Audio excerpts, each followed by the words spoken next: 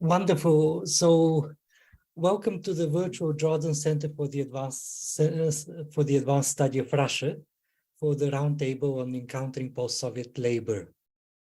My name is Rasen Jagalov. I teach at NYU's Department of Russian and Slavic Studies, and I'm also an editor of the Left-East magazine.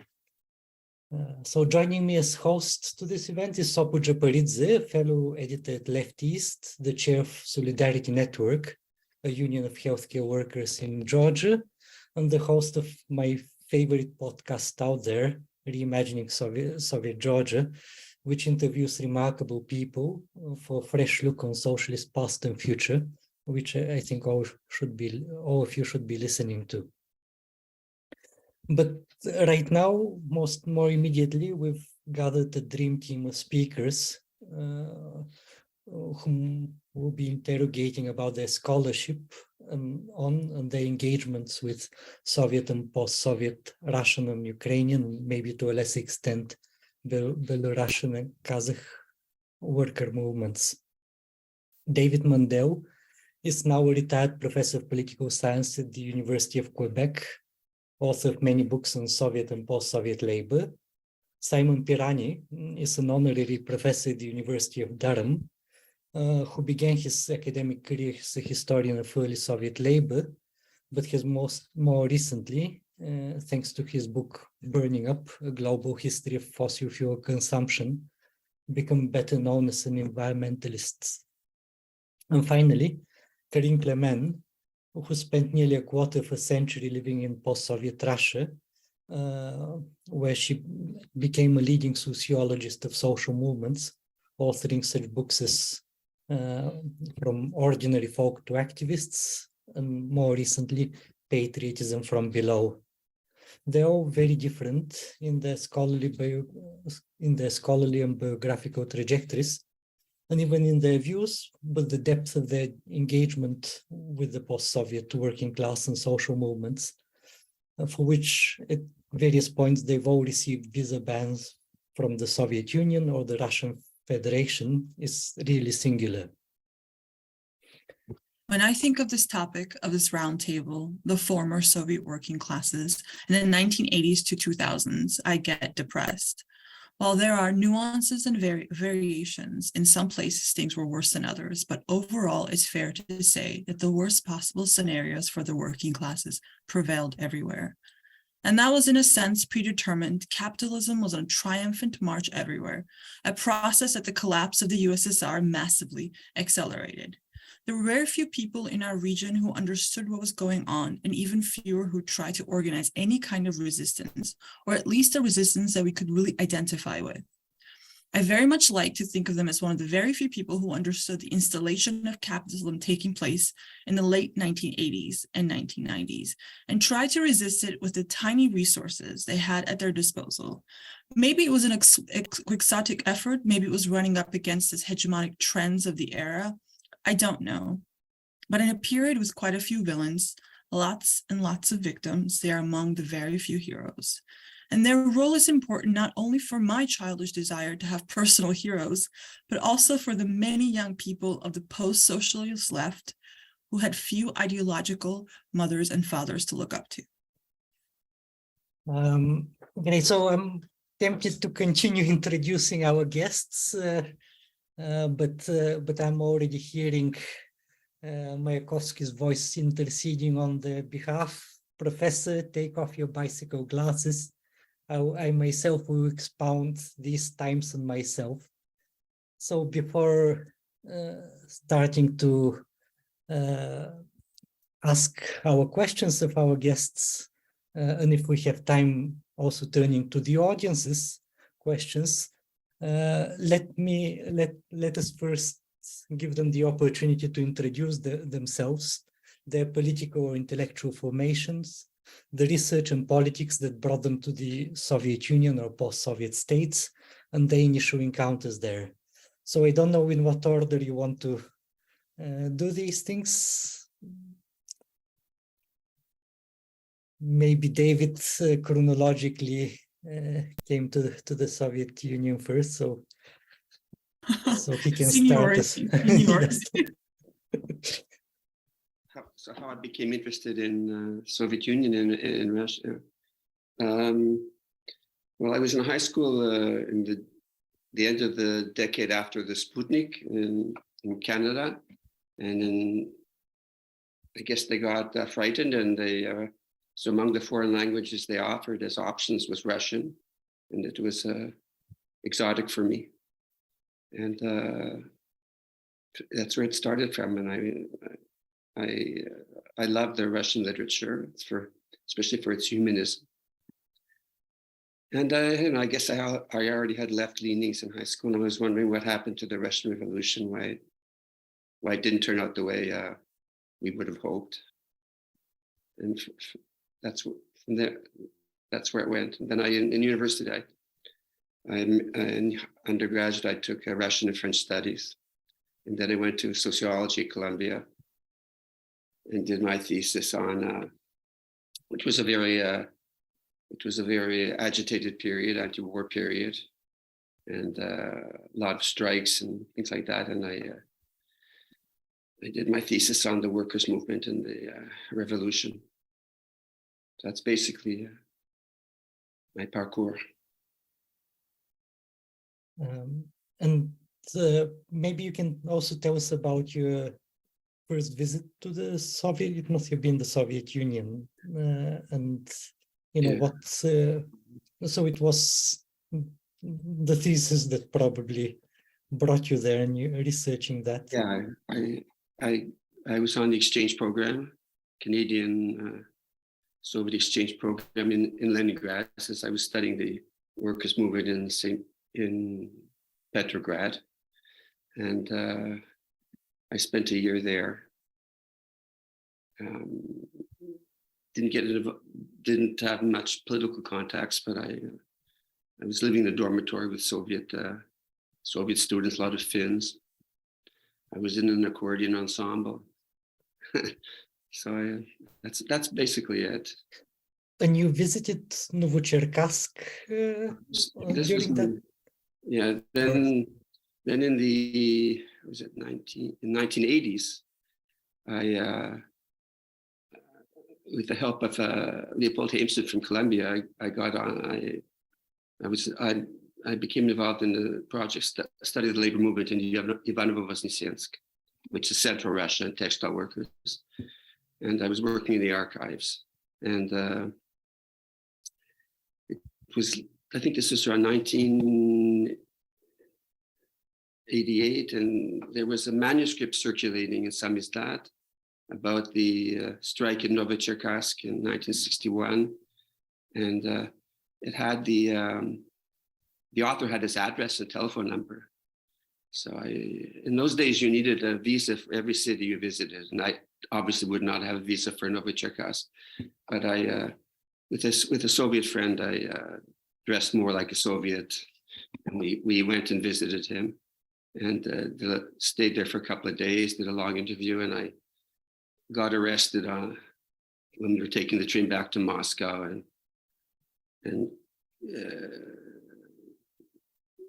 I was a persona non grata for at least 2 or 3 years. I couldn't get into the Soviet Union. And then I can't remember exactly, but I wrote a letter to Shevardnadze, who was the foreign minister, and I asked for forgiveness. And then I was called to the consulate here in Montreal, and the consul said, "We have a letter for you, and we can't show it to you, but I can tell you you've been forgiven. How did you know to write such a letter?" And anyway, so that was a story. And he wrote an essay on the events, and I did an interview with him, and we published it in Russian, and we distributed it.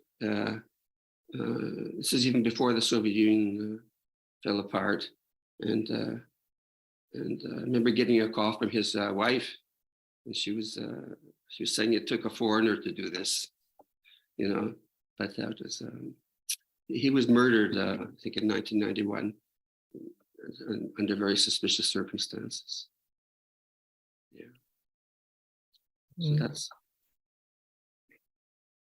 Thank you, David. So, since we've established an order of seniority, now it's probably Simon's turn. Okay, Rosin, thanks. Well, my backstory was the same as David in some ways. As a teenager in the 1970s, I joined a Trotskyist party, and that organization broke up in the mid-1980s, but I still thought of myself as a Trotskyist, different in other ways because I didn't go to university at that time. I only went later. And the breakup of the Soviet Union, for me and my comrades in the UK, looking from afar, was a spellbinding process. Obviously, I mean, Sopo has said, you know, living through it was really hard for millions of people. But we were looking from the outside, and from our point of view, this was a place where this great revolution had taken place. It had then been destroyed by Stalinism. We watched what was happening with Solidarność, with what happened under Gorbachev, the fall of the Berlin Wall. And at the end of the 1980s, I was working for the miners' trade union here as the editor of the union newspaper. It was the aftermath of the big strike of 1984-5, which was actually a great turning point and a terrible setback for the workers' movement here in the UK. The miners' union had tried and failed to stop a big program of mine closures. And then in 1989-90, we had this explosion of the struggle in the coal field in the Soviet Union. And this seemed to us to be of great importance. Here was the Soviet working classes. We saw it turning against the bureaucracy. So off I went to learn about this mine workers movement. I went to Prokopievsk in Siberia, the very first time that I went to the Soviet Union. But also, through my political affiliation, my comrades wanted to know what the prospects for Trotskyism were. And in August 1990, we organized a meeting at the Sputnik Hotel at Leninsky Prospect to mark the 50th anniversary of Trotsky's assassination. It was a strange event. There were some of the independent miners' union people were there, some young political activists, students, historians, and of course in those days everything went by word of mouth. And there were quite a quantity of people who just were curious and didn't know what Trotskyists looked like and came to see. You asked what surprised us about the Soviet Union, and if you can imagine me as this kind of typical Brit, albeit a socialist, arriving in 1990. And I mean, I was very surprised, even shocked about the ways in which working people's lives were cruel and harsh. It's not that they were more cruel and harsh than they were in capitalist countries placed in the global south that I'd been to, but different. The immediate physical things, the queues, the desperate shortage of housing, the lack of privacy for young adults, I couldn't believe. I mean, actually, we're getting a big taste of that now in the UK with the housing, but still nothing on the scale to what it was there. And most shocking to me, this probably sounds like a very British thing to say, the total lack of personal space on public transport. I mean, that made a really kind of powerful impression on me, not that people were squashed together like sardines, but the way they pushed each other around. Because this is about how people lived and how they related to each other as human beings. So I think there's also a political side to that, because I'd always believed that despite everything that working people in the Soviet Union had I just assumed that they've retained a kind of collective consciousness or solidarity that we're used to in working class communities in the UK. And I was shocked at the degree of atomization. The worker activists who I came to know often worked in isolation. So I'll put in the chat a couple of links. And one of them is to a pamphlet that I wrote with Oleg Dubrovsky, who's in Dnipropetrovsk, now Dnipro, he's still there. And at that time, he was kind of connected with anarcho-syndicalist and Trotskyist organizations. And through those connections, I came to know him. And I published this extended interview with him as a pamphlet in 1997. It told about his repeated acts of individual defiance and victimization in the Soviet period. And then as we got to the end of the 80s and the beginning of the 90s, Oleg's his workmates often elected him as spokesperson in one dispute or another, but forming these longer lasting organizations was an elusive goal. These permanent forms of organization were things that in the UK trade union movement we took for granted. I took for granted as somebody who'd been associated with the workers' movement during the 70s and the 80s. I think I'd be interested to hear what the other speakers think about this, but to me, the Independent Miners Union, which had grown out of a real mass workplace movement and on the basis of the strike committees and so on, was something of an exception. I think there were a lot of activists in the independent unions who were more like Dubrovsky in that they were kind of this lone voice to whom workers would be attracted at times of conflict with management, but then perhaps pull away again when things got difficult. We worked away at the relationship with the Independent Miners Union. We organized to bring miners in opposition, by the way, to the leadership of the NUM in Britain, the Miners Union in Britain, which was Arthur Scargill, is a very well-known name, who had come up through the Communist Party, who didn't think that the Soviet miners' strike was a good thing. On the contrary, he couldn't get his head around the idea of workers striking against what he thought was a workers' state. But from some of the other activists in the union, we had a lot of interest. We brought delegations over. Some delegations went to the Donbass. And at the founding conference when I kind of look back and think, what on earth were we all doing?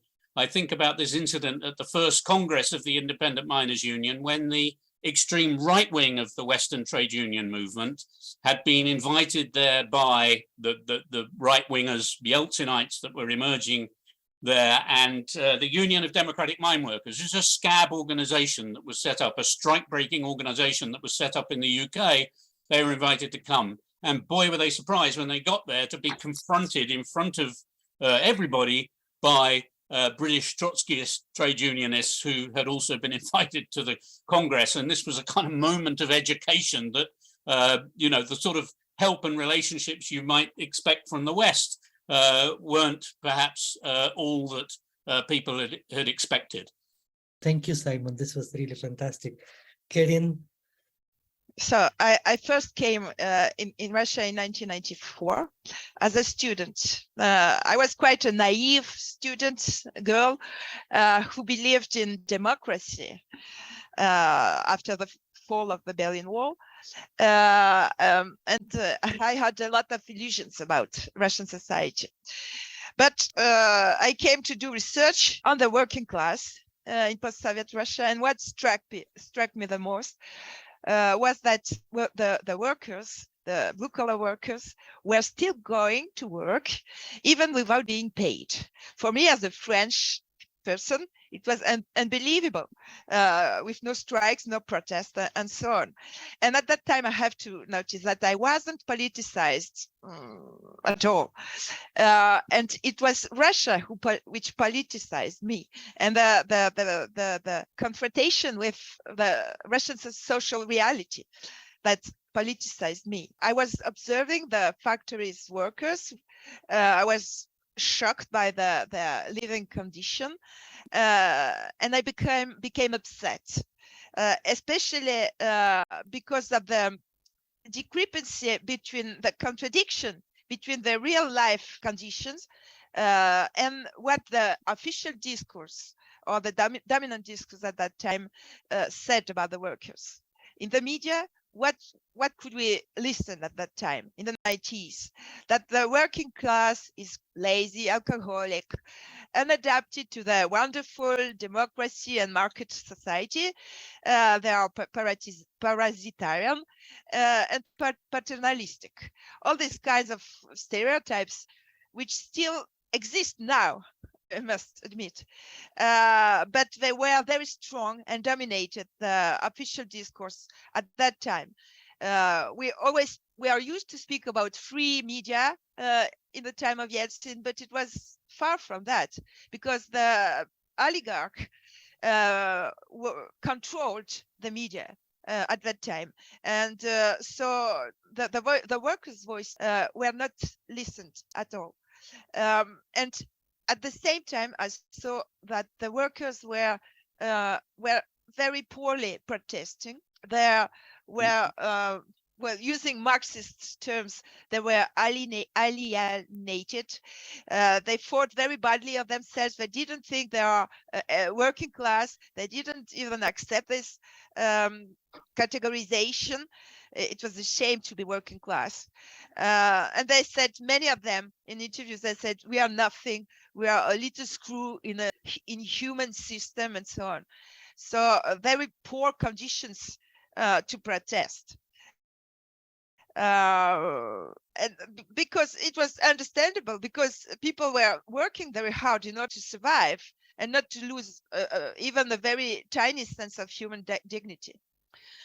And the last thing I wanted to say is to precise how I became politicized in watching at the workers, speaking with them, but also thanks to unintended meetings in the street and before in the front of factories. While I was doing research, I met with trade union activists, and for me it was quite funny, because usually people answered to my question in the way that, well, no way, we cannot protest. It's we are, the Russian soul. We cannot protest. It's unuseful. It's dangerous, and so on. And I remember this day when a person, and who is still my friend now, answered me completely in a different way. We have to protest, we are the working class, and so on. And thanks to him, thanks to other people I met on the ground, I met more and more activists in trade unions and then in different leftist parties, I would say. That's the story. Okay. Over the next 50 minutes or so, we'll be asking questions based on your research and our interests. In the first place, tell us about the Soviet or post-Soviet groups or organizations that you have become associated with or organized. I'm thinking of Donbass miners during Perestroika for Simon, the Institute of Collective Action for Corinne, and the School of Labor Democracy for David. Can you tell us how your involvement began and how it ended? We can begin with Simon.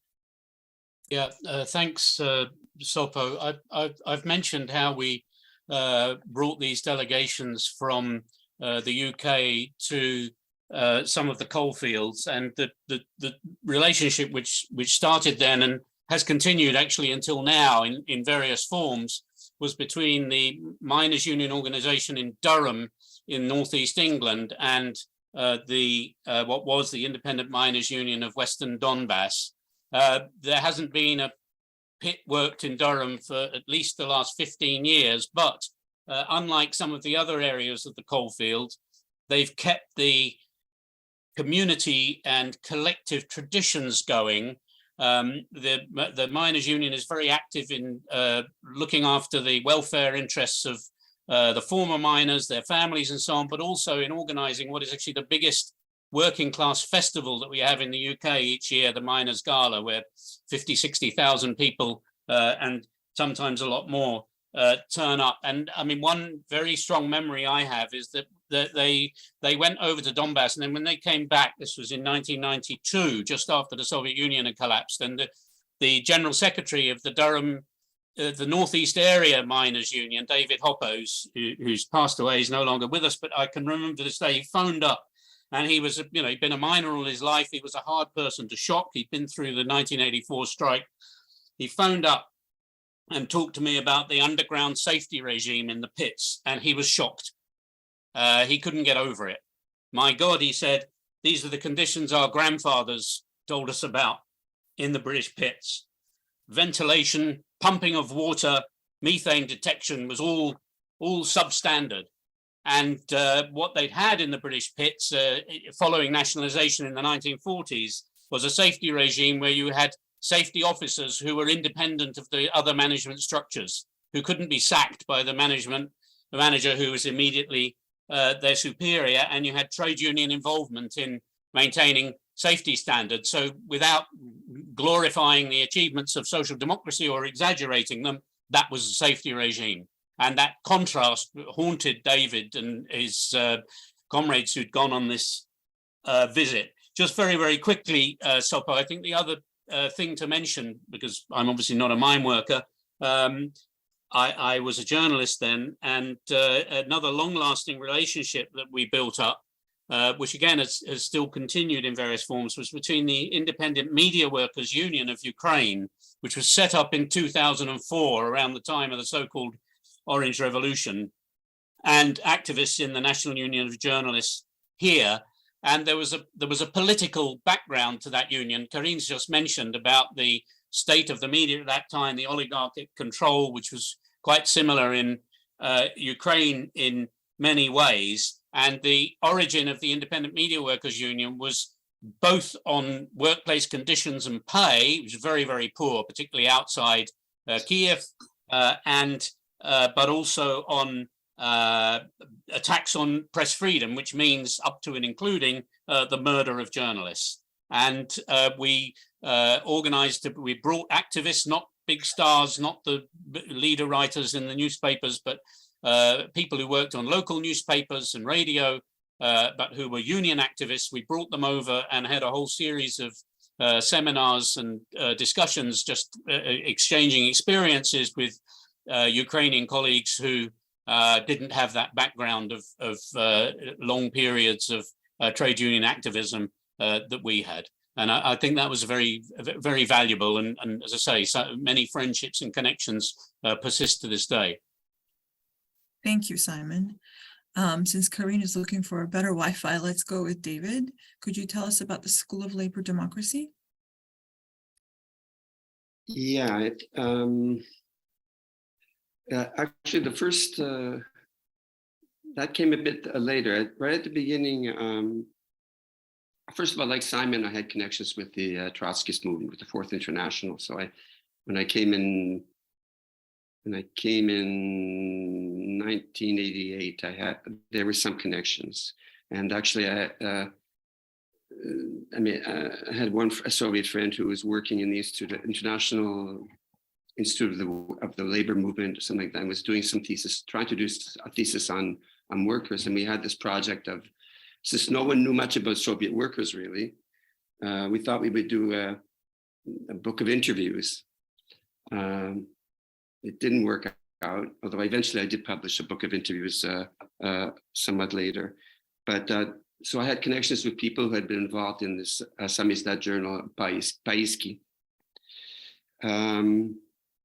The first project was actually a Soviet or then Russian English journal, which was published twice a year, Alternatives, which the idea was to forge links between Soviet and Russian intellectuals and Marxists in the West.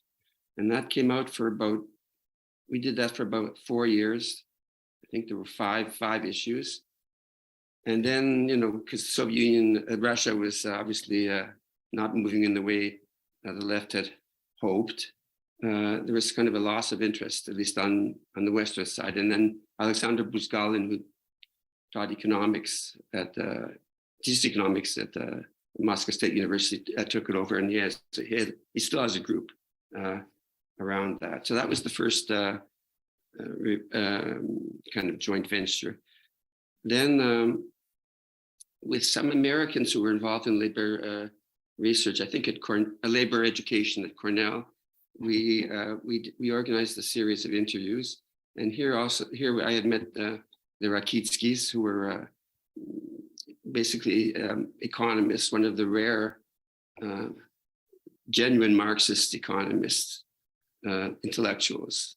As you probably know, most Soviet intellectuals who were supposedly Marxist before Soviet Union fell apart became converted to neoliberalism after.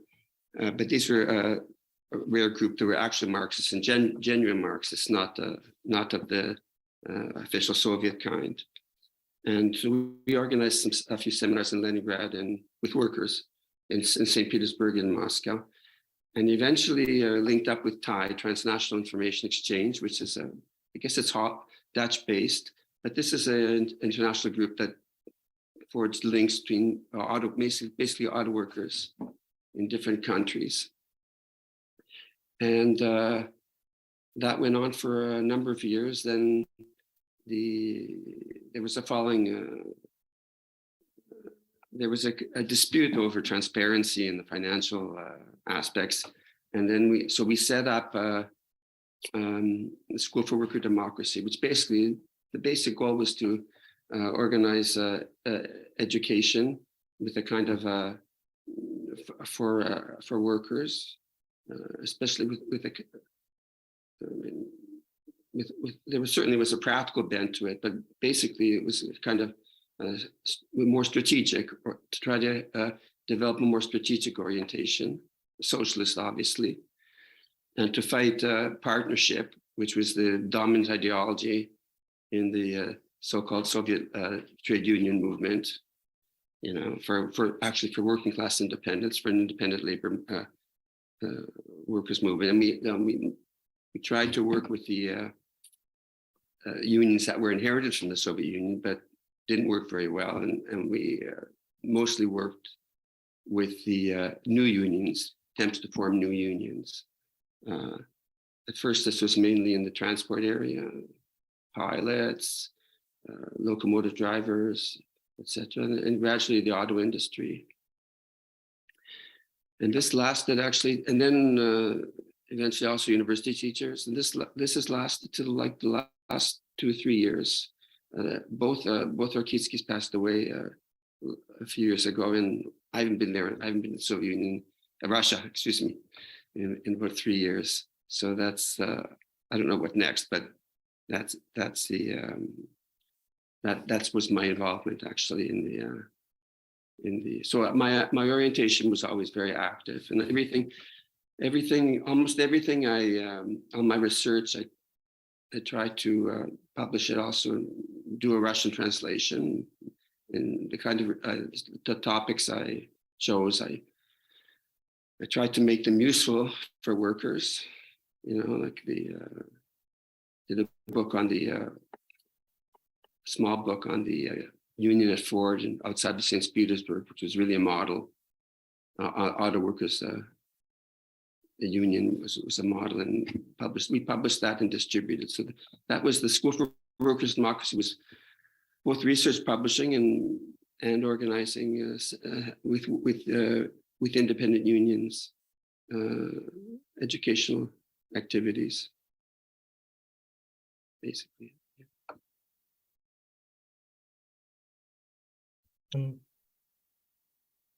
And lastly, Karen, can you tell us a little bit about the Institute of Collective Action that you organized, and other initiatives you were involved with?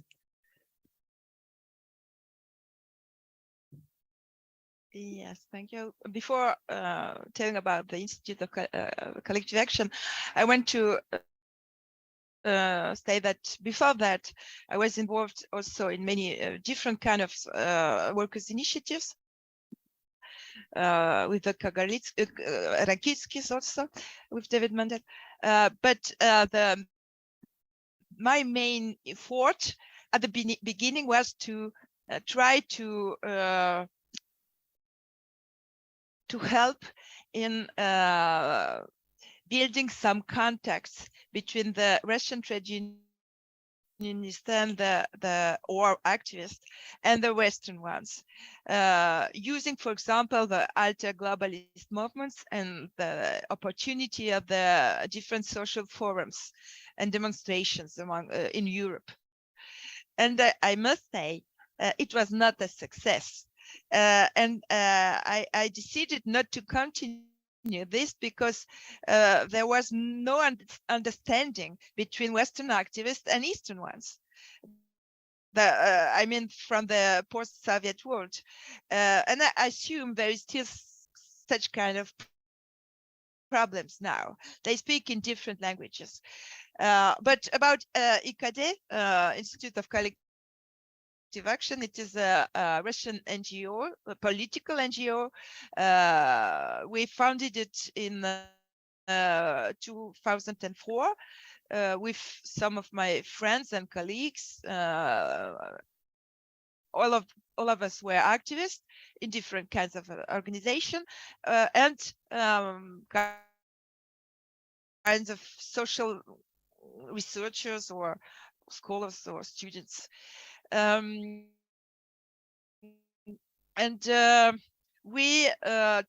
wanted to help social movements developing, because at that time almost nobody in Russia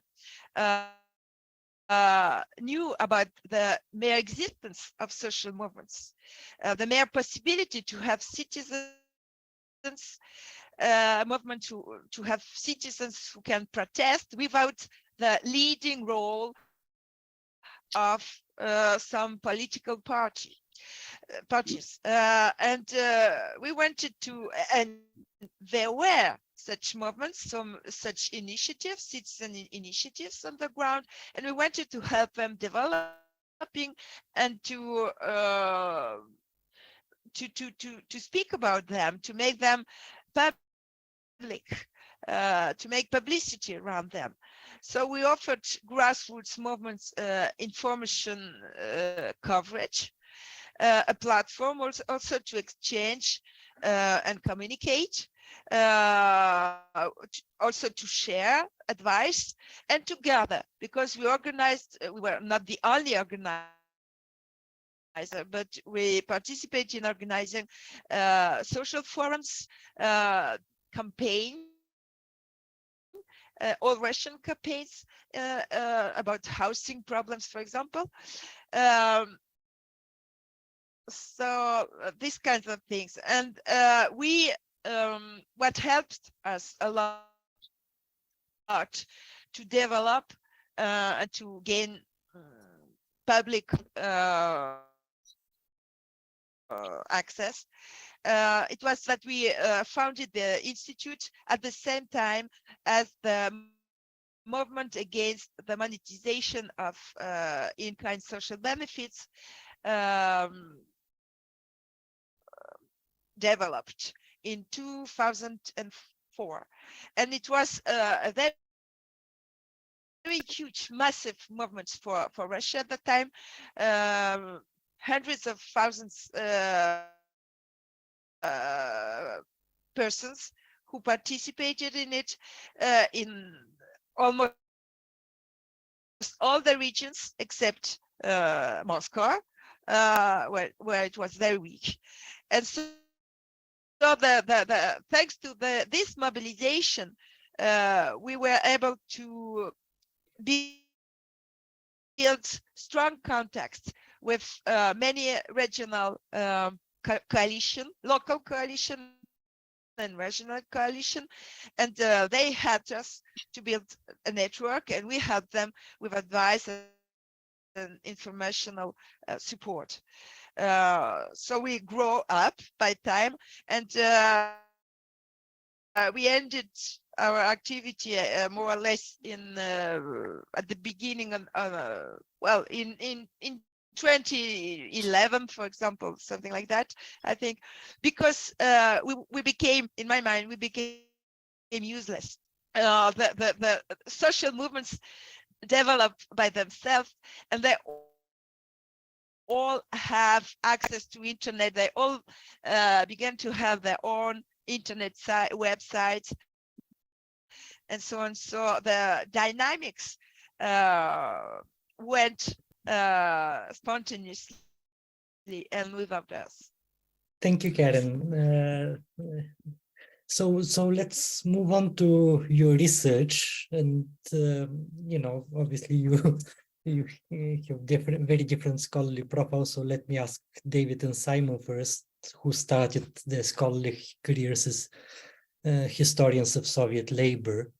And can you tell us about the scholarly or political debates that you were trying to intervene with your initial scholarship? Do you think those debates have been resolved?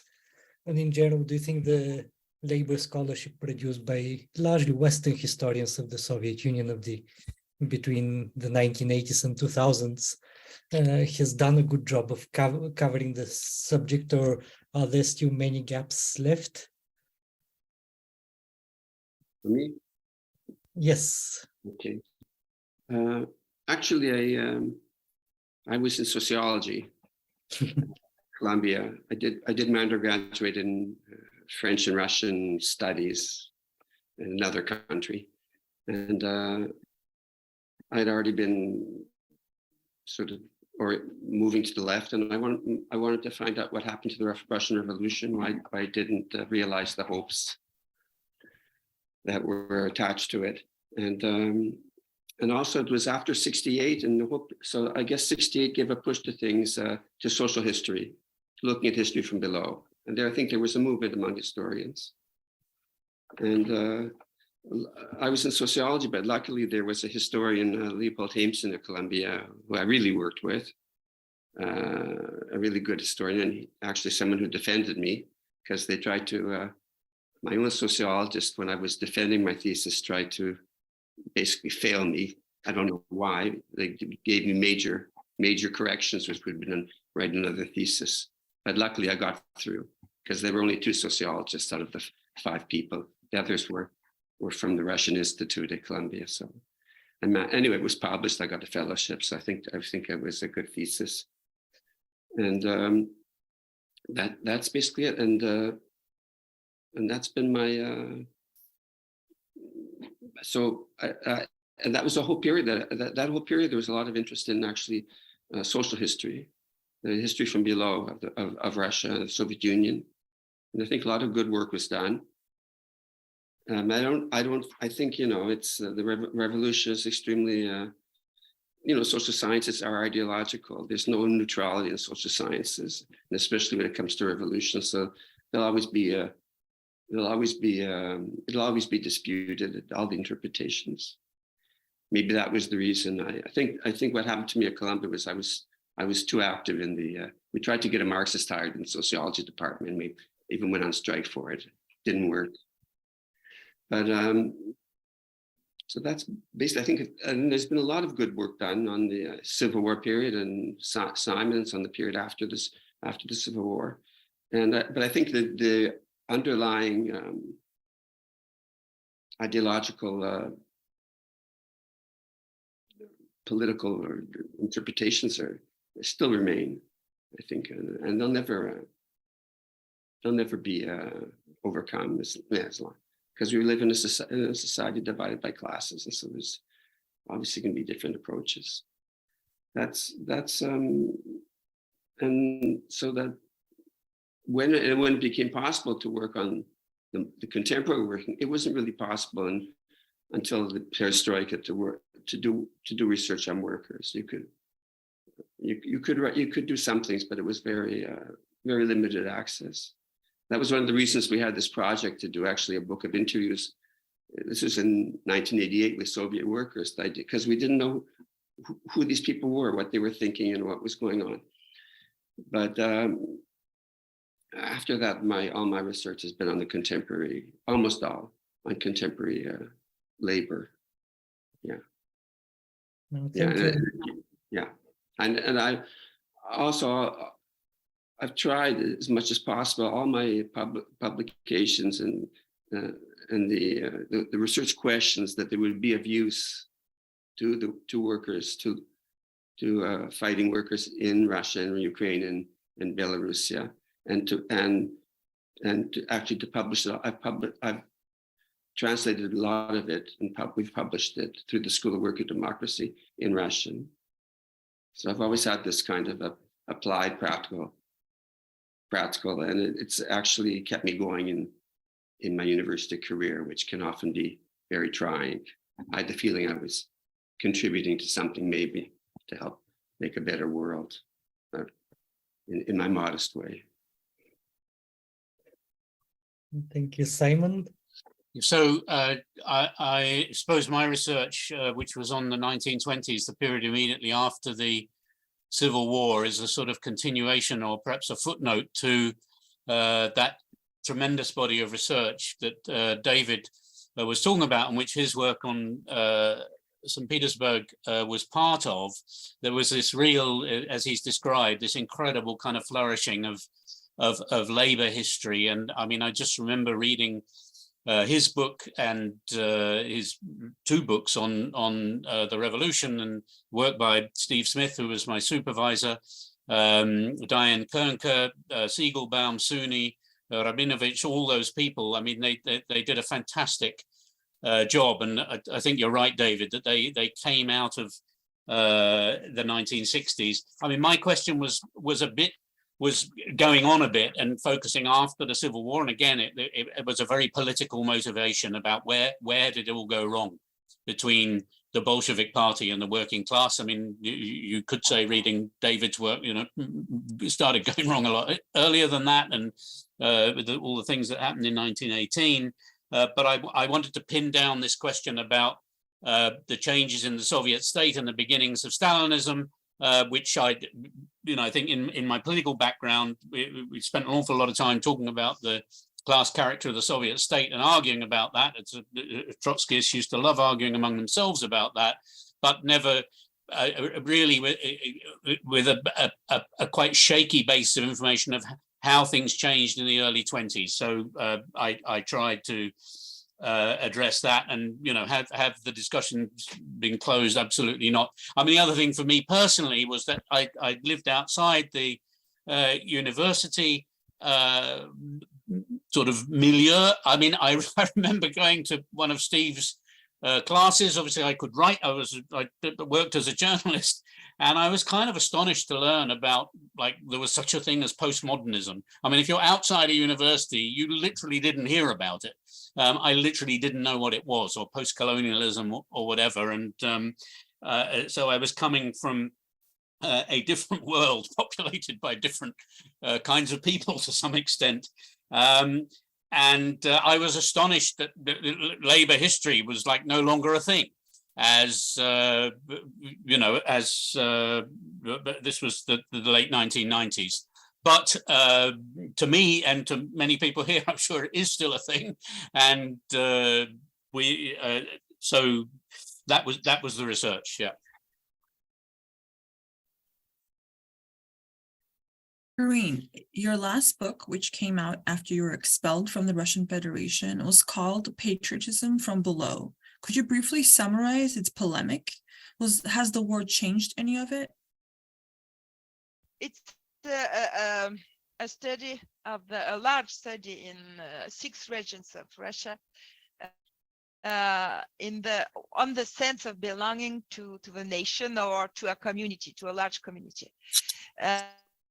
And because of the rise of the nationalistic discourse by the Kremlin at that time, and that question was, how was it understood on the ground? And the most, and it was a qualitative sociological research, and most interviews were on the everyday life of our respondents. So had the possibility to compare a lot of materials with what I had during the 90s. And I was astonished by the huge evolution differences between the 90s and the late 10th of the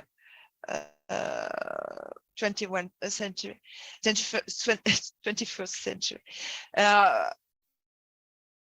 Because, as I already said, in the 90s, when I was doing research, most of the workers who were interviewed they said, no, no, in no way I'm a worker. I am not a blue collar worker. There is no working class. I am nothing, or I am only a person, or whatever, but not a blue collar worker. They deny, most of them denied for themselves any value, and they just didn't want to think of any social identity. And it was striking to hear how many people in 20 the research, my last research is from 2016, 2017, and 2018. The data came from these years. How many people in interviews said, yeah, we are working people, and even they could say, yes, we are part of the working class, and there is working classes, and it was not a political slogan, not political in any way, just a constatation of fact, common sense of belonging to a common community of working person.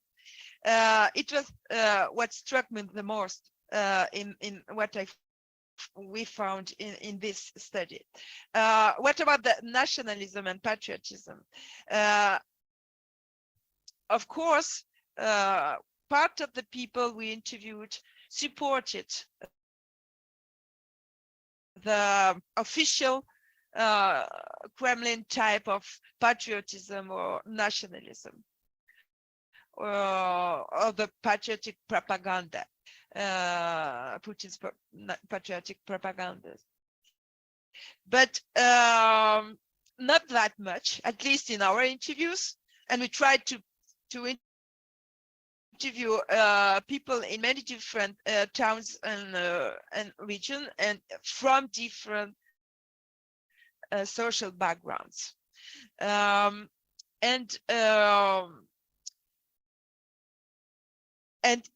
most interesting is that people who supported this Kremlin patriotic discourse were not those we might think about. It was not the poorest one. Most of them were the well-off, or at least people who had the better, good living conditions under Putin's time, who improved their living condition under Putin.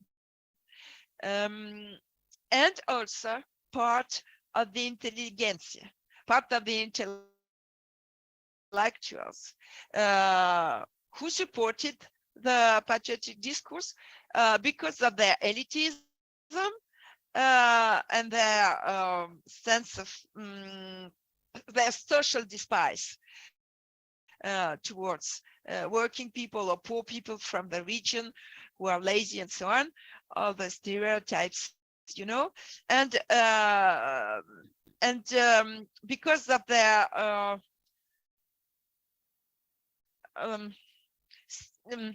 pride to belong to a great to the great Russian culture, and they had the sensation that Putin defended this great Russian culture.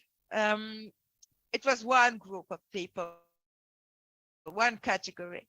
The second one is our people who are more or less anti-patriotic. They're against any kind of patriotism, and even many of them said that they hate Russia as a nation. And most of these kinds of people are from the intellectual, liberal, in Russian terms, liberal intelligentsia, liberal intellectuals. And the last group, but the most important groups in terms of quantity, was this working people group. Working people, it's not working class in the strict sense of the term, but it's people who said at that time of themselves that they are working people, or that they are proletariat. They could be pensioners, they could be blue-collar workers, but they could be also entrepreneurs, small entrepreneurs from the region who earned more or less than more their life, and they said of themselves, we are working with our hands. So a strong sense of the revival of this sense of being part of a massive group of working people, and a sense of sharing the same life experience,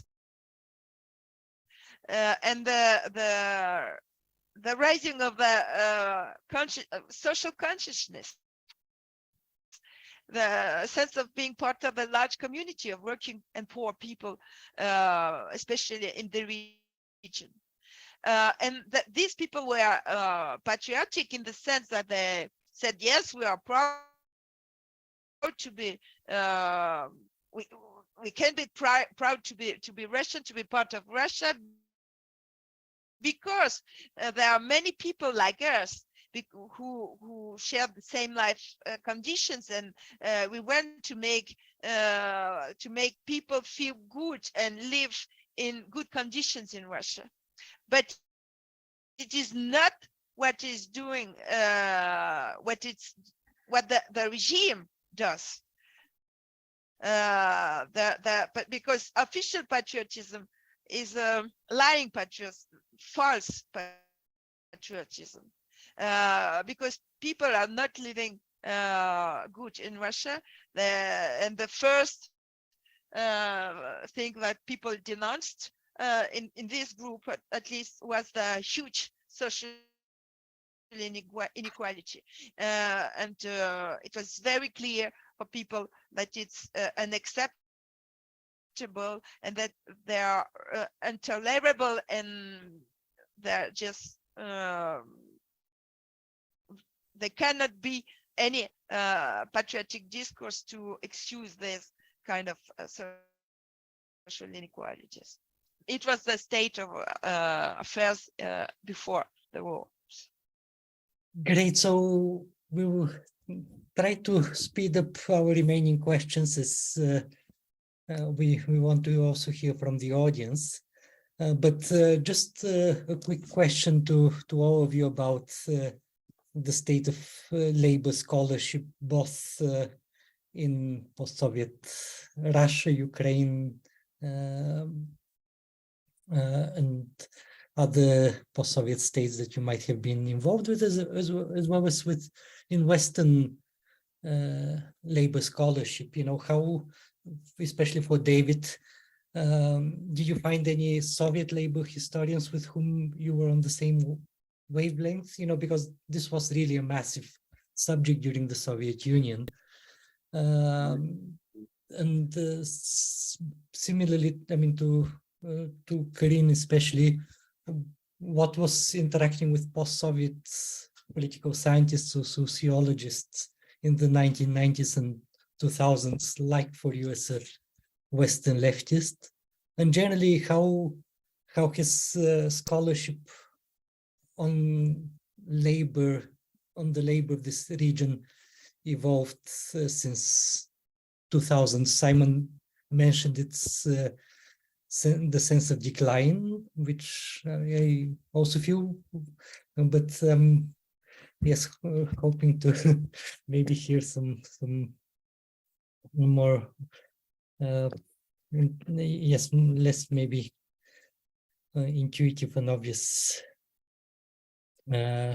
suggestions. So I don't know who would like to take any of these questions. We can also I'll go about the Soviet social scientists and intellectuals. This is a very brief anecdote, but there was an institute called the Institute of the World Labor Movement, Workers Movement, and there was a sociologist there, Gordon, who actually later worked with when the workers movement took off in the end of Perestroika. He was working with the AFL-CIO had this institute, which was basically funded by the American government and an arm of the CIA.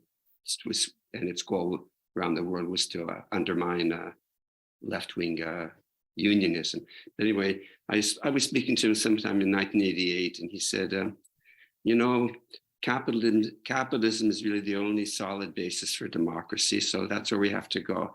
Unfortunately, the workers aren't going to accept it, and it will require a Cavaignac. Well, General Cavaignac was the general who massacred the workers in July 1848 in France. So that shocked me, and I based my basic view of there are important exceptions, but generally the Soviet intelligentsia, the educated class,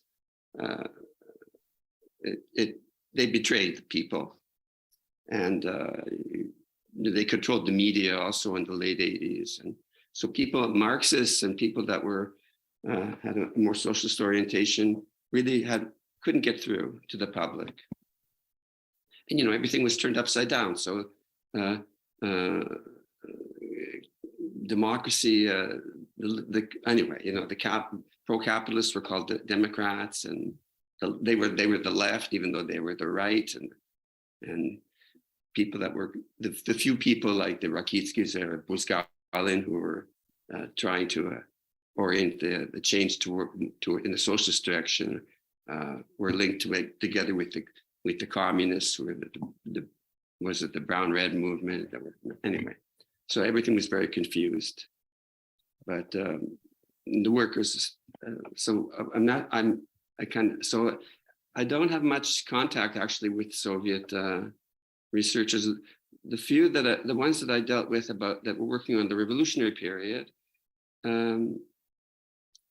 like about the factory committees and workers' control. I remember I had a big fight with one, because my view was the factory committees arose not originally as a movement for worker democracy, although workers wanted to run the factories, although workers did want to have trade unions and all that.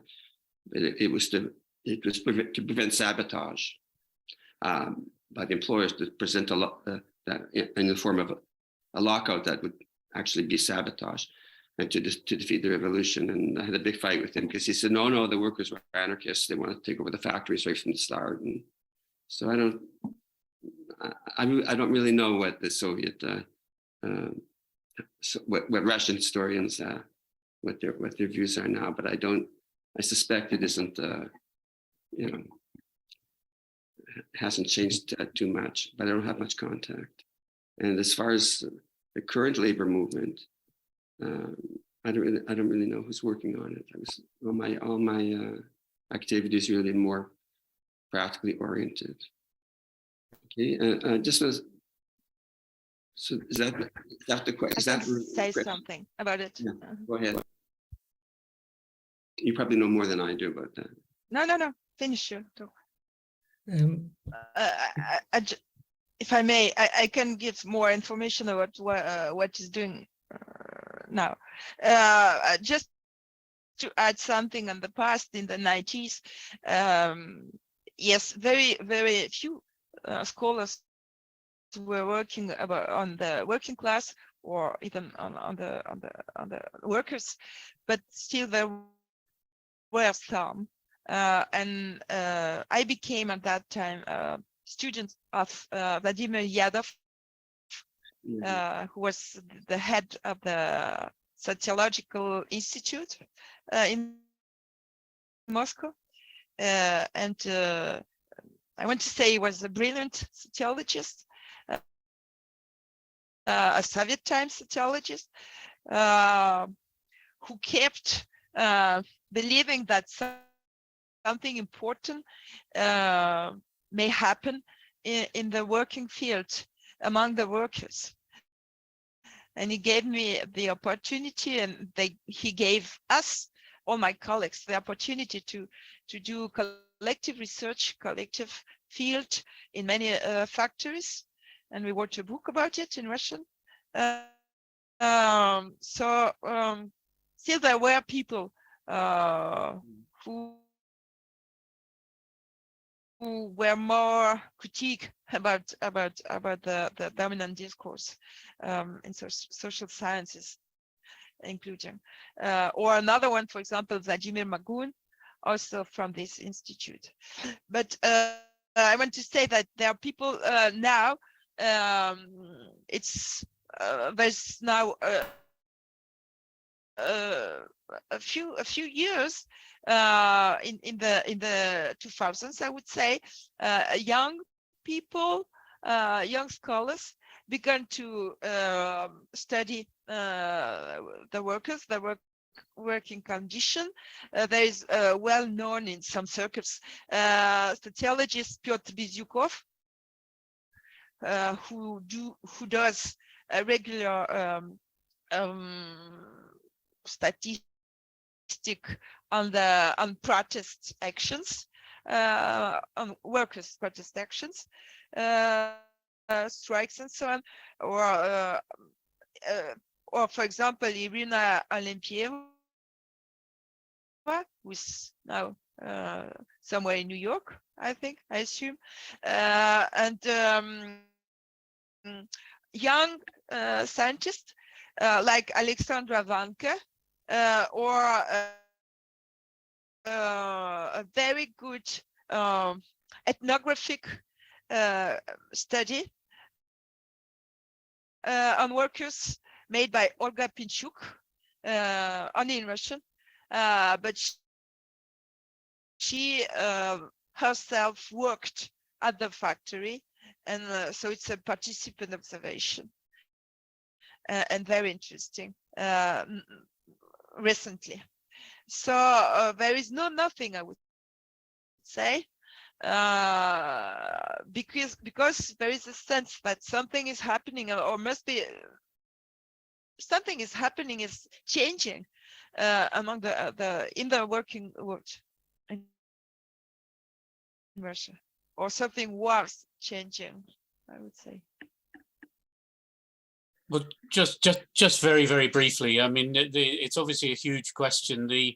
There were a group of labor historians who worked on stuff that was very relevant to my research, but actually by the time I started in the very end of the 1990s, they were mostly doing other things. They'd come out of, they graduated probably 10 years before that. They'd been there at the opening of the archives. They'd been able to go in. So I'm thinking of Sergei Yarov, who wrote about the workers' movement in St. Petersburg. Then, I mean, people like Mikhail Gorinov and Victoria Tizhelnikova, who I learned a lot from there, very detailed research on Moscow, but they had gone on to do other things by the time I was doing my research. And I mean, ditto with people who were working on the question of the elite. I mean, I remember Yefim Gimpelson's books had a big effect on me. He was also, I mean, he was also of a different generation. So I think those people moved on. I mean, there are great people working there now, but it's in ones and twos. Karin's spoken about that. Okay. And also all the team around Michael Buravoy. Are you all finished? Shall we open up discussion to everyone? We still have questions, but I think it would be better if people got to participate. So please put up, the raising hand emoji under reactions, and I will try to call on you, and Russell will try to call on you. If I may ask about the 1980s. So I study something completely antithetical to what you study, but I was curious about how studies on labor developed or were treated under Andropov and Chernenko. Can you just briefly talk about the early 1980s to the rise of Gorbachev and then eventually the end of the Soviet Union in 1991? How labor studies developed over there? How were they perceived? What was the development, especially around 1985? And the only reason I ask was because I study popular music, and Soviet rock was incredibly scrutinized, and then 1985 comes along and everything changes. So I'm just curious about those 5-year period, if you can share any sort of recollections. Any other questions which we can add to John's? Ilya? So let's do the unmuting. Hi, thank you so much. I had a question about the refusal of work and whether there is historiography on the refusal of work in the late Soviet, post-Soviet period. Yeah, thank you. Olga Shevchenko. All right, great. Thank you so much for organizing the panel and being on it. I just wanted to ask Karine perhaps to elaborate a little bit on what you mentioned about discovering that people spoke different languages when you tried to facilitate early on connections between, Russian or Soviet labor movement. And you mentioned the, anti-globalist movement in the West. So I would love to hear a little bit more detail about it. And also if you have the title for the Yadov book on solidarity, I've been trying to locate it. I would appreciate it if you can drop it in the chat. Thank you. Okay, maybe we can now answer. Yeah, okay, Simon. I can't answer the question directly about the refusal of work, but that comes up as an issue in the 1920s, in the period I was dealing with. And I commented in my research about the work of Michael Seidman, who wrote the book about refusal of work in drawing from the French and Spanish workers' movements. And I subsequently had some correspondence with him, and he was hoping to make a case for that there was a big refusal of work element in Russia in the revolutionary period. My basic argument, which I just made with him in an email conversation, is that if it was there, it was impossible to see because the conditions were such that workers were struggling to survive on a very basic level, and that, for example, the cases of absenteeism in the period I was dealing with, which was 1920, the year before the NEP was introduced, they appeared to be people going back to their villages to work on the harvest. That's when the absenteeism went right up, and so on and so on. So I think it's a hypothesis which is as yet unproved, but that's in relation to the revolutionary period. It'd be fascinating to Karine's made the point, and I also remember being astonished about people going to work and not getting paid. But I think it would be very good to go back and look and see, to examine that a bit more, because, maybe not everybody did that. What happened to the people who stopped going in under those conditions? That would be an interesting question. And just on the other thing about the different language, I so strongly agree with Karine's point about that. And I think the number of international sort of gatherings I've been at, and my heart has sunk as Western people from the labor movement in Western European countries have kind of turned up. And at the beginning, at the very start, I went,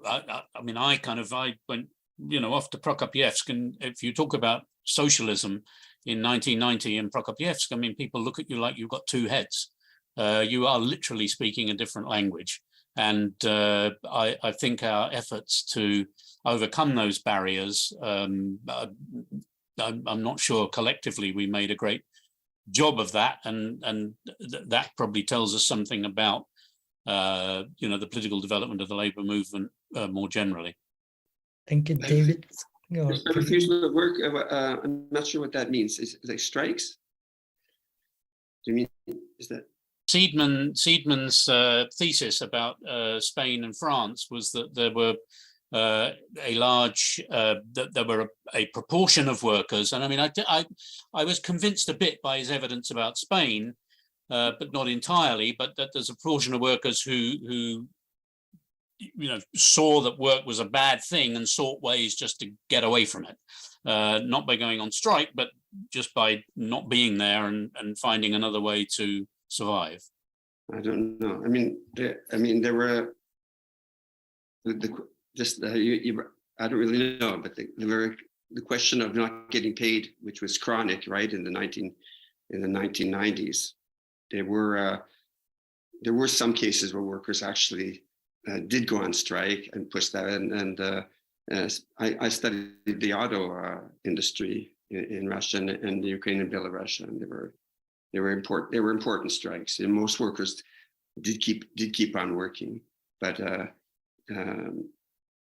there were some important strikes, especially around the there was a rising crescendo in the late 1990s, and began with the miners actually, who blocked the railway in Siberia, blocked the railway, and then there was this tent city in front of the White House in Russia, and I remember from around Yaroslavl, there was a big center. They would send delegates there to talk to the miners, and there was this idea, which was being pushed by the Communist Party, to sort of have a blockade of blockade the railway traffic around Moscow.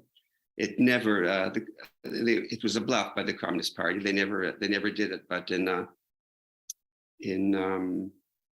Yaroslavl, right next to it, a big motor factory, the workers did actually, especially women workers, did block the traffic, did block the railway for about 2 hours. So that was the height of the resistance in the as far as I know, in the 1990s.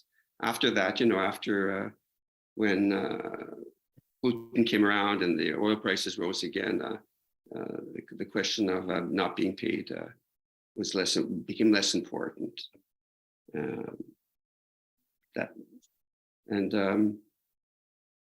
I also, there were strikes. There were strikes continued actually in the important ones, and the very important strike in the auto in outside of St. Petersburg in Sverlovsk, the Ford plant, which I studied and I wrote about. But it's difficult with unstable employment, because the auto industry was the plant closed down, etc. But I'd say still the refusal of work in the form of strikes is still quite rare in Russia. And my experience in the 1990s and later, it was a lot. There were more strikes in the transport industry, locomotive drivers, the dispatchers, the airline crews, etc., port workers in Leningrad, etc. Because they were in more strategic centers, I don't know. But we worked a lot with the locomotive drivers, but that seems to have died out. So, well, I can contribute to that. But I remember people asking me, trade union leaders and the so-called official trade unions, said in Canada, do people keep working when they're not paid? And they were, so that was a kind of phenomenon in the 1990s, not getting paid. And of course, with that kind of instability, I think it's hard to build a labor movement. I think that was one of the ideas behind shock therapy, was to pull the rug from under workers. I mean, especially Soviet workers were totally unaccustomed to that kind of instability. They weren't rich, but they had some kind of security, job security, housing, etc., basic food goods, and etc. And they lost that all of a sudden. That really made, and of course, they had no experience of collective action. that really held up the labor movement, the development of a labor movement. Erin, would you like to add anything? Yes, maybe just to say that it's there are quite few strikes in Russia, at least during Putin's time, but it is because they are almost illegal. There are many different conditions in order to have the right to organize a strike, and so they are very infrequent. People favored other ways of labor protest, like blockade or meeting or picketing or demonstration or petition and so on. And it could become some aggressive ways of protesting. But about the activist, the Russian activist or post-Soviet activist speaking another language than the Western ones. I mean, not only the language is the translation doesn't help. They don't understand. They didn't understand at that time. I don't know. Maybe there's a progress now, but at the time of the alter-globalist movement, they didn't understand each other because mostly the Russian and the Russian activists were interested in very practical problems, how to solve this kind of very detailed link to the daily life problems. And it was boring for the Western activists. The Western activists wanted some large discourse, the abstract discourse, ideological discourse on human rights, humanity, or new socialism, or something like that. And the Russian activists were very far from it. And I mean, this is a big problem now, that human rights and democracy are very discredited projects in people consciousness. They have the feeling that democracy is linked to poverty, to betrayal, to social despise, and so on. So a completely different language. And also, maybe it's not the place to speak about it, but I will. At that time already, the Western activists were used to a very normative kind of discourse, and it's I'm not trying to say that it's not useful and valuable, but we had Western activists had to speak in a gendered manner about gender, about race, and so on. And the Russian activists were very, very far from it. Also, they didn't even know this kind of words, gender. What was gender in the 90s, for example? So yes, a big misunderstanding. But some progress, hopefully, now, maybe. Mhm. I will also add to that, and then we can move on. There was a question that was also asked in the chat. I would like to tell you that in 2023 in Georgia, there are people who still work and not get paid. So it's not just the 1990s, it continues. Some people haven't been paid 11 months. And even if there are protests, usually it's spontaneous and then dissolves quickly. Next question. I have a question for the speakers. Are there any hopeful examples of post-Soviet labor organizing or non-organized resistance or ways to claim rights and resources? We can start off this if you want the same way, or maybe Karine, you can go first. Example of successful labor protest. This is the question, but it was already said by David Mandel. Spoke about the Ford experience in 27. A long strike, almost a month, and people resisted, and they succeeded in forcing the management to go on compromise.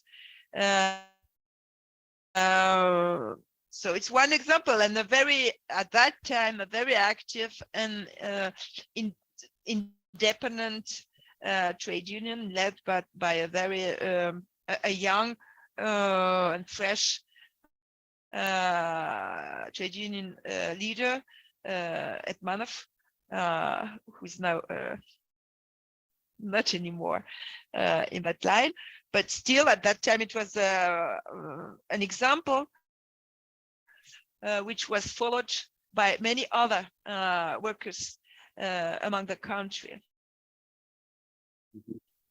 Other example, another maybe, you know, this example in Pikalova,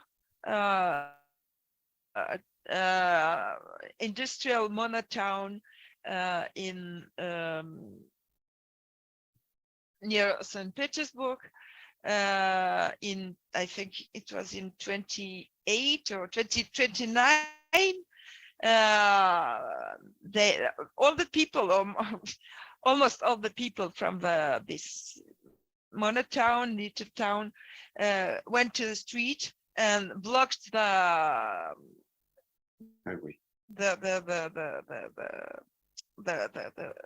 street and forced Putin to come and to solve the problem in front of the television, of course, to make himself appear as a populist and a strong man who is bothered by the population and the needs of the workers. But they succeeded in solving the problems. And there are many, many other examples. So the problem is not that there is no labor protests. The problem is that there is no trade union or a large organization which is able to build, to coordinate all this, and and give some publicity to this. Simon or David, would you like to add anything? No, I mean, go ahead, Simon. Yeah, well, I mean, I just think firstly, Svetlana's question was included also non-organized resistance. And I just hope, you know, if we look back at the Stalin period, and then, you know, Stephen Kotkin wrote the book about Magnitogorsk, and, you know, it was an incredible discovery to Western academics that actually society didn't stop under Stalinism. It suffered, but, you know, society doesn't stop. Now, we don't need to wait another 50 years to see that even under the conditions of this year or last year, you know, society hasn't stopped. And if you don't read Russian, I'd strongly recommend the Russian Reader blog. So there's a guy who spends his life combing through the Russian media and social media and looking for examples of society working in a, I mean, I think it's a wonderful project. It's run completely by one person. So, you know, society is there. That's the first thing. The second thing is that I think it's worth mentioning because I think basically I think it's more complicated, and I don't want to kind of inject a false optimism. But if we take what, as far as I know, is the largest strike anywhere in the former Soviet space in the post-Soviet period, which is the oil workers strike in Kazakhstan. And of course, again, if it's easy to look from the outside, and what we remember is that it ended with a horrendous massacre, and which we were, campaigning against former Prime Minister Tony Blair, who was advising the Kazakh government on how to whitewash its image in the aftermath of this massacre. But I mean, something else was going on, because the oil workers organization, which took a terrible, that was a terrible blow to their organization. But actually the government also found it necessary to reorganize the social contract and with workers, which is basically, guys, you don't protest, you don't keep going on strike, but we do something about your living standards in a very top-down manner. And that's what happened in that case. And, a lot of investment was put into the oil producing area, because, the government didn't want a repeat of that. But even that was not the end of the story. And prior to I think the events in January 2022 in Kazakhstan were incredibly complicated, and I still don't understand them all, or what exactly happened there in Almaty, for example. But what happened in Zhanaozen prior to the events in Almaty was that there was a huge upsurge, again, of very kind of traditional labor struggle in the oil field, accompanied by quite a big movement in the community. So yes, there was unquestionably a defeat in this horrendous massacre, but that was not the end of the story, is what I want to say. Thank you, Simon. David? I think, and I'm pretty sure that the war, however it ends, is going to shake things up in Russia's society. But Karina's right. I mean, the legal framework is very, very makes legal strikes practically impossible. And the way they did it at Ford was, I mean, you had some young workers who were extremely inventive how they managed to do it. And even then, the fear of repression played a major role. But it never. I mean, the strike had support, but it never really. And then in the Volkswagen plant in Kaluga, also. But both plants have actually closed, which is it's a problem. At the time when the union at Ford, I have to say, was an exemplary union. Even in Canada, it would be to see that kind of a union would be quite striking. But when plant closes, that makes union action practically impossible. But I do expect I don't know what form it's going to take, but I think this war is really going to shake things up in Russian society. And maybe, one last question as we, we'll be closing down this round table, but, you've already been moving towards it. Right now we are in a particularly discouraging moment for labor and the working class. Among the major casualties of the war is precisely the labor movement and the working classes. And working class people are disproportionately dying in this war. They're disproportionately affected by the poverty the war creates, and destruction, physical destruction in Ukraine, but poverty also in Ukraine itself, in Russia and Belarus. The working classes are also those having the most miserable time as refugees. So, do you see any seeds of hope in this current conjuncture? And in general, what would be your advice to younger labor scholars or labor activists working on the region right now? There was a question that was actually asked. Sorry, I'm ill. I can't talk. There's such a sociologist, Maxim Lepsky, who wrote the book Рабочий класс СССР, Working Class in Soviet Union, Life Under Industrial Paternalism. To simplify, the main thesis of the author is the following: class solidarity in the Soviet system was replaced by industrial paternalism, which built around the infrastructure of the individual separated enterprises. During the period of transformation, workers began to reproduce these behaviors. Use of informal connections within the corporate vertical built at the enterprise, rather than organizing collectively or politically. According to the author, this explains the passivity and individualism or atomization of the working class in the 90s. If you know this book, please express your opinion. And then the post-Soviet space is also characterized by general global changes that weaken the workers' movement, industrial fragmentation, deindustrialization, disappearance of mass parties, disintegration of identities, weakening of trade unions. But is there anything additional that is specific to the post-Soviet space? I know it's a very good question, but a very big one at the end. Shall we answer that? And at the same I time, can try to answer. Rosin's Oh. question? Yeah. Or whichever one you feel like answering. Yes, I mean, it's a huge question, and the informal is part of the answer. It's part of the answer why people were so passive. They weren't passive, but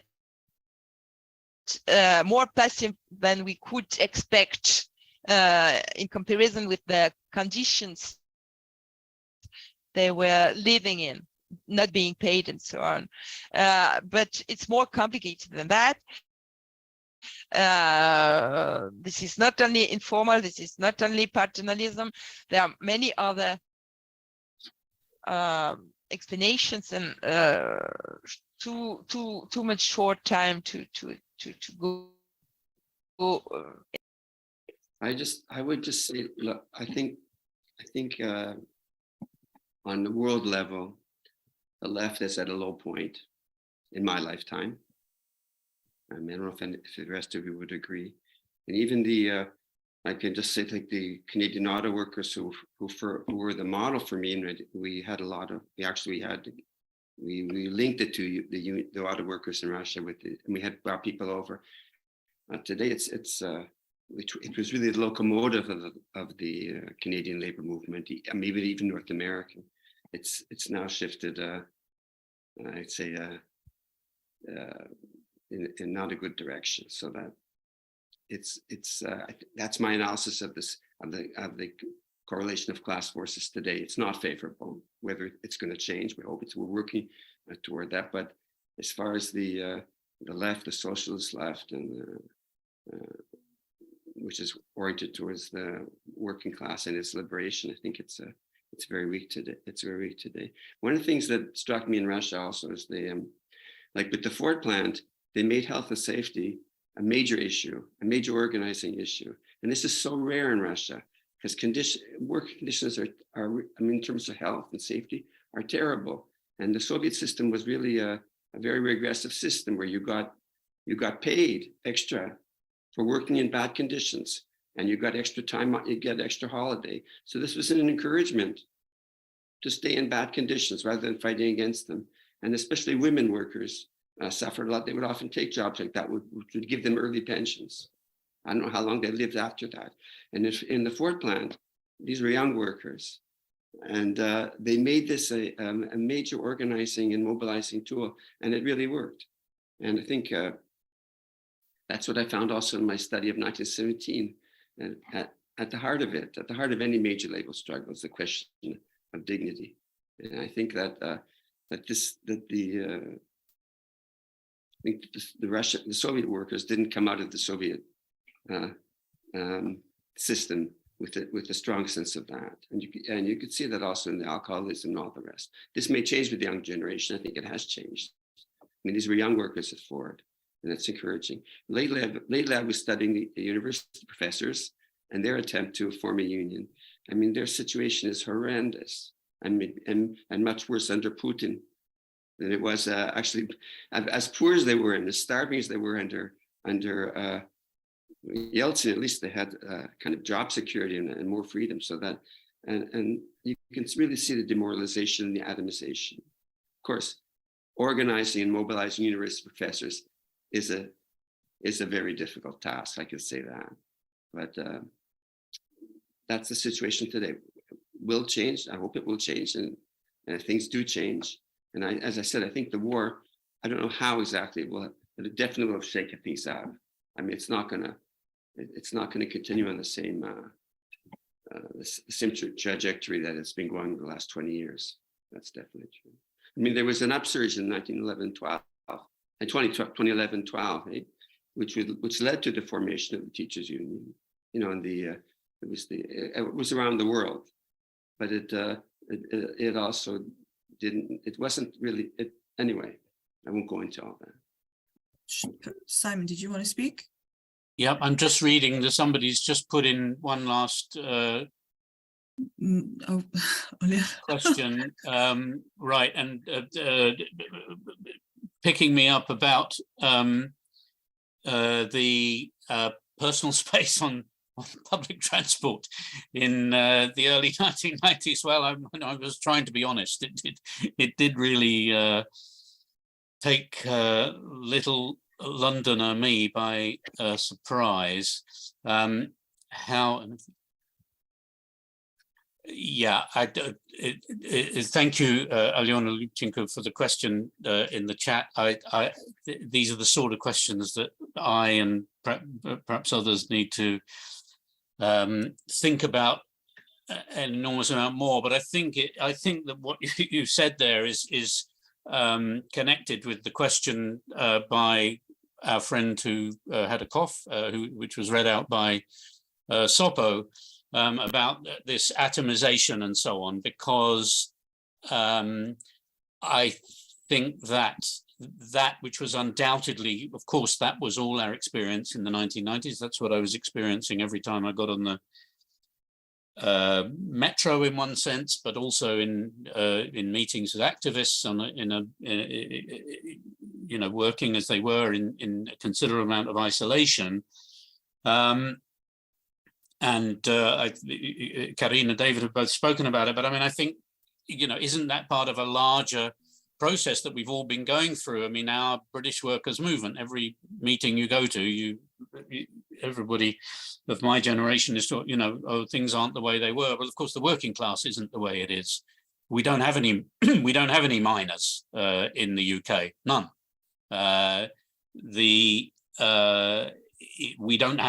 We don't have very much industry in the UK.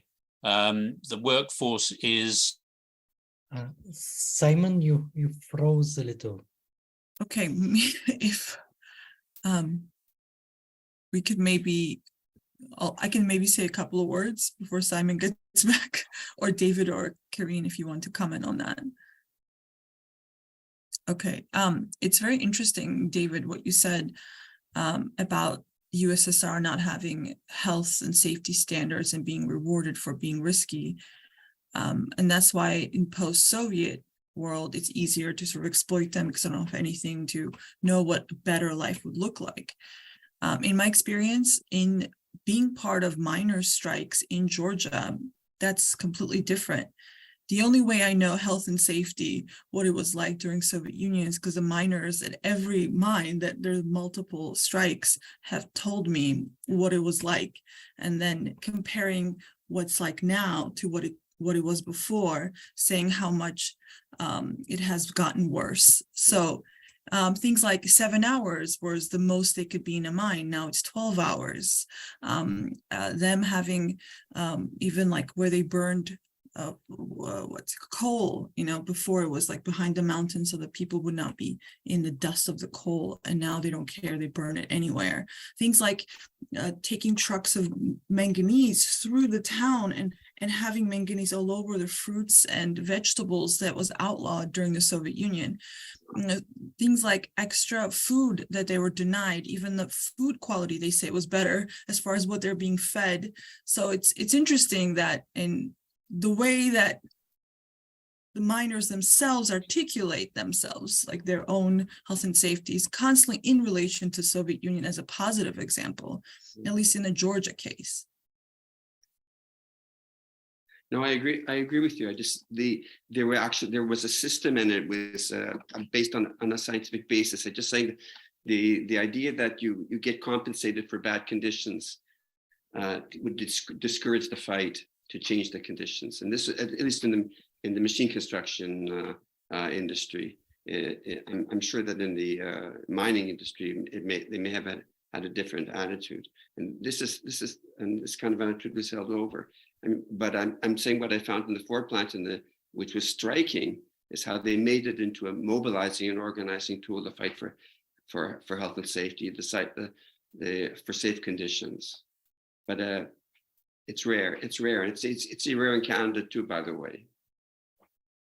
It wasn't rare in the post-war period after 1945, and in the 50s and 60s, actually in North America. There was a lot of sit-down strikes over that, and that's how we got some of the legislation we have today. But it's not workers, and it came from the young workers especially, who just wouldn't accept to work under conditions that were unhealthy, and also that were an affront to their dignity as human beings. So you had a lot of wildcats in the 70s. I took part in some. I was working in a foundry in New Jersey when I was a student. It was a totally different mentality. Before we conclude, Simon, Yeah. do you want to finish your reply? Thank you. As all of us who've traveled to Russia would recognize techniический перерыв. I think what I want to say is that, as well as our understanding of what the working class is changing, I think that our understanding of what social movements are is changing. And I think that I completely agree with David that the war will, cause enormous changes in society, that it's impossible to,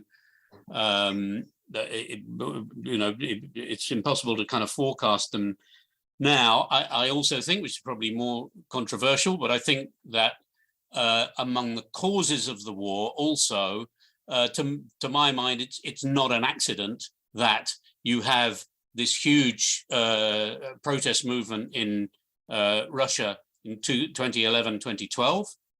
You have then in Ukraine both the Maidan and the anti-Maidan, the politics of which are incredibly confusing and might seem to be a million miles away from working class politics, but you have those things which then leads to war. And I remember giving a presentation in 2014, which I called "War is a Method of Social Control."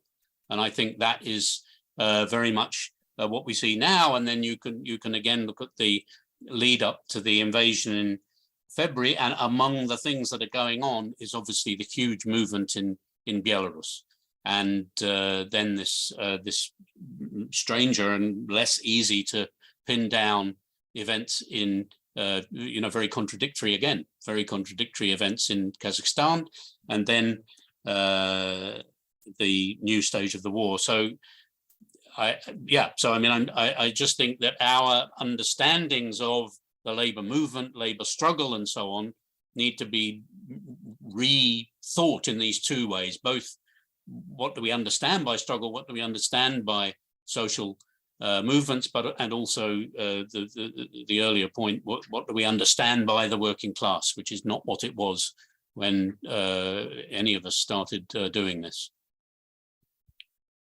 Thank you so much, Simon, David, Karin. We are, yes, it's at a very dark and discouraging moment right now, but actually the reason we organized this panel is because we don't believe this history of labor struggles is a closed chapter, even in Russia and, and in Ukraine right now, which